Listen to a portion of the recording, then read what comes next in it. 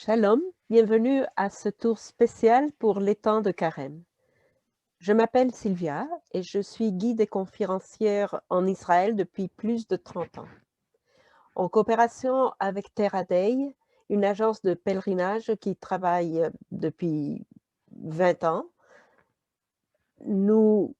et qui a emmené des milliers de pèlerins en Terre Sainte, nous vous offrons cette expérience virtuelle pour les temps de carême. Nous allons accompagner et suivre Jésus lors de son dernier voyage de la Galilée à Jérusalem et nous serons avec lui surtout à Jérusalem pendant sa dernière semaine de vie. Et comme nous dit Jean, la Pâque des Juifs était proche et beaucoup montèrent de leur campagne à Jérusalem avant la Pâque pour se purifier. À l'époque de Jésus, le temple de Jérusalem était sur place et les Juifs montaient à Jérusalem trois fois par an pour les grandes fêtes de pèlerinage, pour la Pâque, la Pentecôte et les tabernacles, pour offrir un sacrifice au temple et de cette façon renouveler l'alliance que Dieu avait faite avec Abraham et avec Moïse. La Pâque est la fête qui commémore la sortie des enfants d'Israël de l'esclavage de l'Égypte vers la liberté et vers la terre promise, et c'est l'époque où les Juifs attendent l'arrivée du Messie qui ouvrira les portes pour le royaume des cieux. Jésus aussi se rendait pour la Pâque à Jérusalem depuis la Galilée. Et nous avons ici une carte de la Judée romaine de l'époque de Jésus et qui nous montre le trajet que Jésus va suivre pour son dernier voyage à Jérusalem. En sortant de Capharnaüm, ici au nord du lac, il va traverser la Galilée, une partie de la Samarie, il traverse la rivière du Jourdain. Ce que nous voyons ici, c'est la rivière du Jourdain qui sort du lac de Tibériade et qui se jette à la mer Morte.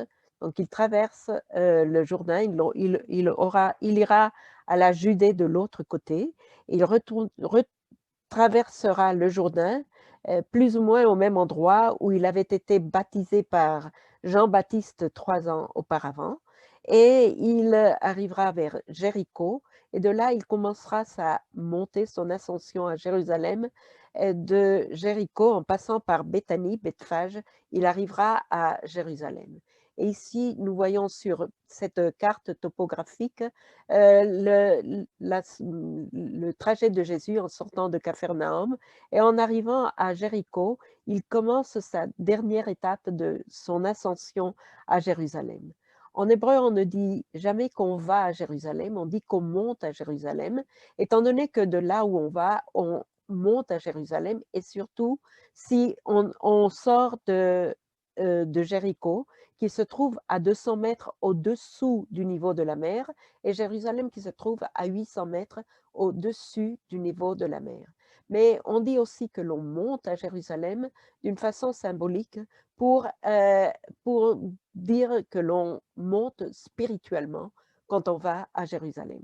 Alors, Jésus va, pour sa dernière étape, il va monter de Jéricho en passant par les montagnes du désert de la Judée.